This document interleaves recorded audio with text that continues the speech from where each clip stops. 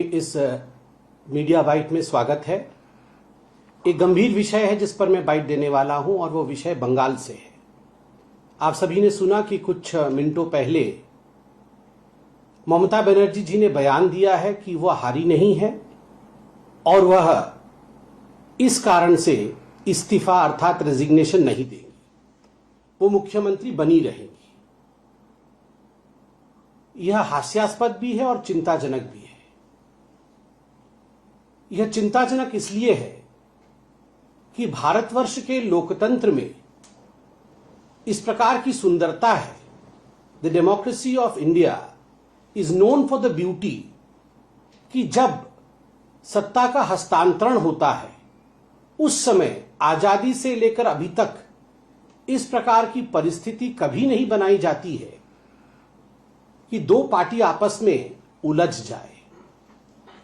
बहुत ही सलीके से, सम्मान के साथ जो मुख्यमंत्री या प्रधानमंत्री की हार होती है, जिस पार्टी की हार होती है, वो इस्तीफा देते हैं और ये सत्ता का हस्तांतरण बहुत ही शांति प्रिय तरीके से भारतवर्ष में होता आया है। विगत 75 वर्षों में, in the last 75 years, India is known for this phenomenal democratic effect of its in the whole world. पूरे संसार में भारत अपने इस लोकतांत्रिक संवैधानिक प्रक्रिया के लिए जानी जाती है। मगर आज ममता बनर्जी जी ने जो कहा है और जो किया है, मुझे दुख के साथ कहना पड़ रहा है, यह जो परंपरा भारतवर्ष की थी उसके ऊपर एक आघात है। यह भारतीय जनता पार्टी के ऊपर आघात नहीं है, यह आघात लोकतंत्र पर है। यह आघात भारत के कॉन्स्टिट्यूशन अर्थात बाबा साहेब अंबेडकर के संविधान के ऊपर है। आप चिंता करिए, कोई अकेला इलेक्शन बंगाल में नहीं हुआ था।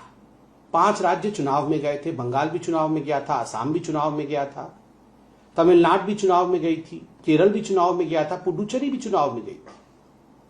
हमने कल देखा पिनरई विजयन, शांति से उन्होंने जब परिणाम देखा, उन्होंने आराम से जाकर अपना इस्तीफा सौंपा।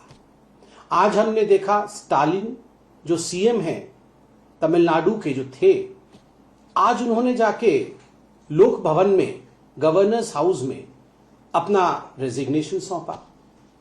मगर ममता बनर्जी है कि वो कह रही है कि हम हारे नहीं हैं और हम रेजिग्नेशन नहीं देंगे। This is the sense of entitlement and anarchy. ये कहानी है अराजकता की और ये कहानी है एंटाइटलमेंट की। मैं ही रहूंगी, मेरे अलावा कोई और नहीं रहेगा। संविधान मेरे से शुरू होता है और मेरे पे खत्म हो जाता है। अगर मैं नहीं तो संविधान नहीं, मैं नहीं तो लोकतंत्र नहीं। मुझे ही केंद्र बिंदु में रखकर सत्ता चलेगी, अगर मैं नहीं तो सत्ता भी नहीं चलेगी। ममता जी को बहुत ही ससम्मान हम कहना चाहेंगे कि no one is indispensable in Indian democracy. Bharat के लोकतंत्र में कोई भी इंडिस्पेंसेबल नहीं है। जनता जनार्दन ही एक ऐसी शक्ति है जो इंडिस्पेंसेबल है। जनता जनार्दन ही एक ऐसी ताकत है जिसके बगैर डेमोक्रेसी काम नहीं कर सकती है। कोई भी नेता यहां ऐसा नहीं है जिसके बगैर देश नहीं चल सकता, राज्य नहीं चल सकता है। तो यह गलतफहमी जो ममता बनर्जी पाल रही है कि उनके बिना बंगाल नहीं चल सकता है और वही बंगाल है और वही सरकार है, एक गलत बात है। दूसरी बात, ममता जी का कहना कि वो विधानसभा भी नहीं जाएंगी। अब कैसे जाएंगी विधानसभा? मुझे तो समझ में नहीं आ रहा है वो क्या सोच रही थी कि विधानसभा जाएंगी। अब जीत तो हुई नहीं है उनकी भवानीपुर सीट से, वो विधायिका नहीं रही हैं, तो स्वाभाविक रूप से वो विधानसभा नहीं जा सकती है। और उन्होंने ये भी कहा कि मैंने इंडी गठबंधन के सभी लोगों से बारी बारी बातचीत की। सभी लोगों ने मुझे भी फोन किया, मैंने भी इंडी गठबंधन के सभी लोगों से फोन पे बात की। मुझे तो समझ में नहीं आता ये इंडी गठबंधन क्या चीज है। ये फोन पे ही बात करने के लिए है, बीच बीच में हाथ पकड़ने के लिए है? ये क्या चीज है इंडी गठबंधन? ये 5 राज्यों में चुनाव हो रहे थे, क्या हो रहा था इंडी गठबंधन का? राहुल गांधी जाके ममता जी के खिलाफ बोल रहे थे, ममता जी कांग्रेस के खिलाफ बोल रही थी, एक दूसरे के खिलाफ वो लड़ रहे थे। फिर काहे का इंडी गठबंधन? ये काहे का इंडी गठबंधन और किस चीज के गठबंधन को लेकर ये लड़ रहे हैं? लेफ्ट के खिलाफ तो कांग्रेस पार्टी लड़ रही थी केरल में, और अब वो बोल रहे हैं कि हम इंडी गठबंधन है। ये इंडी गठबंधन केवल एक फोटो अपॉर्चुनिटी के लिए सारे लोग एक दूसरे का हाथ पकड़ करके खड़े हो जाते हैं, उससे होता जाता कुछ नहीं है, केवल फोटो अपॉर्चुनिटी होती है। मगर जनता इन सब विषयों से, इन सब भ्रामक विषयों को समझती है। बड़े दुख के साथ मुझे कहना पड़ रहा है कि ममता बनर्जी जिस प्रकार की स्टेटमेंट दे रही हैं, ये अराजक स्टेटमेंट है और कहीं ना कहीं राज्य में और भारतवर्ष में अराजकता फैलाने की एक साजिश है। She should desist from giving such kind of irresponsible statement. This is democracy and democracy in India should always be respected. उन्होंने कहा कि हमारी मोरल विक्ट्री हुई है, भारतीय जनता पार्टी की ऑफिशियल विक्ट्री हुई है और हमारी मोरल विक्ट्री हुई है। ममता जी मोरली जीत गई है। तो हमने भी कहां रोका है? आपको अगर लगता है कि आपकी मोरल विक्ट्री हुई है तो आप मोरल मिठाई खाइए, आप आराम से मोरली उसको सेलिब्रेट करिए, हमने तो कभी रोका नहीं है। मगर जो ऑफिशियली होना चाहिए वो तो ऑफिशियली ही होगा ना। मुझे लगता है जनता जनार्दन सब कुछ देख रही है। टीएमसी का सच, ममता जी के झूठ और भारत के लोकतंत्र की गरिमा, यह सब जनता जनार्दन के सामने है। जनता ने अभी जवाब दिया है, कल ही जनता के जवाब का नतीजे निकले हैं। जनता को इस प्रकार दरकिनार कर देना यह उचित नहीं है। ममता जी, मुझे लगता है, बंगाल की जनता और बंगाल की जनता की भावनाओं का कदर करेंगी। धन्यवाद। आसाम की यदि हम बात करें तो आसाम में कांग्रेस पार्टी के जितने विधायक जीते, सिर्फ एक को छोड़कर बाकी सारे के सारे मुस्लिम एमएलए हैं।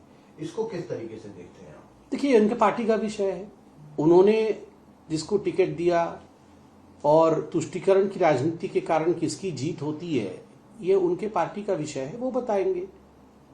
भारतीय जनता पार्टी ने सबका साथ, सबका विकास, सबका विश्वास और सबके प्रयास के साथ आसाम में जिस प्रकार का सघन परिश्रम किया और जिस प्रकार हेमंत बिश्व शर्मा जी के नेतृत्व में चुनाव लड़ा गया और जिस प्रकार माननीय प्रधानमंत्री नरेंद्र मोदी जी के विकास की गाथा के कारण आसाम आगे बढ़ा है, तीसरी बार हमारी सरकार बन रही है। दूसरे पार्टी के कौन से कैंडिडेट जीत रहे हैं, कौन से हार रहे हैं, इन विषयों से ऊपर उठ के भारतीय जनता पार्टी आसाम के विकास के लिए काम करेगी। सर, सुबह बीजेपी के जो बंगाल के नेता हैं उन्होंने डेट भी अनाउंस कर दी कि 9 तारीख को शपथ होनी है।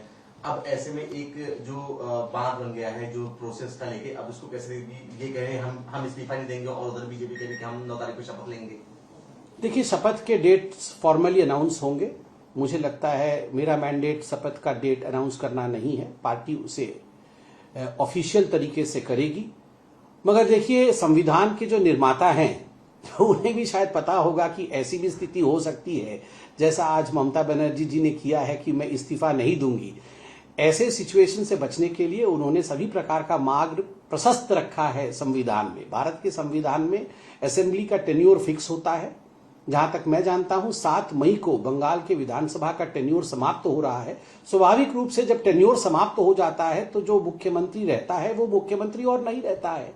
गवर्नर के पास चुनाव आयोग से नई सूची आती है विधायकों की, कौन से पार्टी के कितने विधायक जीत के आए हैं, और जिसके पास संबल होता है, अर्थात जिसके पास संख्या होती है, गवर्नर राज्यपाल महोदय उस पार्टी के लीडर को जो विधानमंडल द्वारा चयनित किया जाता है, चिन्हित किया जाता है, उनको बुलाया जाता है सरकार बनाने के लिए। ये सारी प्रक्रियाएं भारत के संविधान में स्पष्ट रूप से लिखी हुई हैं, स्पष्ट रूप से उद्धृत हैं और भारत संविधान के हिसाब से चलेगा। किसी के प्रेस बाइट या किसी के कुछ कहने पर नहीं चलेगा, संविधान के हिसाब से चलेगा। देखिए, पूरे विश्व में जितने भी तानाशाह रहे, जितने भी डिक्टेटर रहे, उनका इसी प्रकार का रवैया रहा है। उन्होंने कभी हार नहीं स्वीकार की। तानाशाह कभी हार नहीं स्वीकार करते हैं। वो कभी भी शांति प्रिय तरीके से पावर का हस्तांतरण हो जाए वह नहीं होने देते हैं। This is a typical dictatorial attitude. ये जो एटीट्यूड आज हम ममता जी का देख रहे हैं, ये एक टिपिकल तानाशाही मानसिकता है और मुझे लगता है बंगाल की जनता इसे जानती है, तभी इतना बड़ा बदलाव हुआ है। एक और सवाल है समित जी, जब से चुनाव परिणाम आए हैं उसके बाद में पूरे बंगाल में छुटपुट हिंसा की खबरें देखने को मिल रही हैं। हालांकि बीजेपी के कई कार्यकर्ताओं ने टीएमसी के कार्यालयों पर या टीएमसी के कर्मचारियों के साथ में झगड़ा भी किया। इसको पूरे सिनेरियो को किस तरीके से? देखिए, कल माननीय प्रधानमंत्री जी ने बड़े स्पष्ट रूप से अपने भाषण में देश को संबोधित किया और दो विषय उन्होंने स्पष्टता के साथ रखा है कि इस बार पहली बार बंगाल में ऐसा चुनाव हुआ जिसमें जान माल की हानि नहीं हुई। उन्होंने धन्यवाद भी दिया, अभिनंदन किया चुनाव आयोग का, धन्यवाद दिया बंगाल की जनता का कि इस प्रकार शांतिप्रिय तरीके से चुनाव हुए हैं। अगर हिंसा की कोई घटना हो रही है तो उसके लिए सीएपीएफ वहां तैनात है। किसी भी कीमत पर हिंसा को नहीं सहा जाएगा। और प्रधानमंत्री जी ने भी एक आह्वान किया था सभी पॉलिटिकल पार्टीज के कार्यकर्ताओं को, जिसे सभी को गंभीरता से लेने की आवश्यकता है। उन्होंने कहा था, आइए हिंसा छोड़कर हम सब एक ही मार्ग पर चले और वो मार्ग विकास का मार्ग होगा। वह मार्ग होगा बंगाल को कैसे सोनार बंगाल बनाया जाए, सोने का बंगाल बनाया जाए। उसी मार्ग पे हम सबको चलना।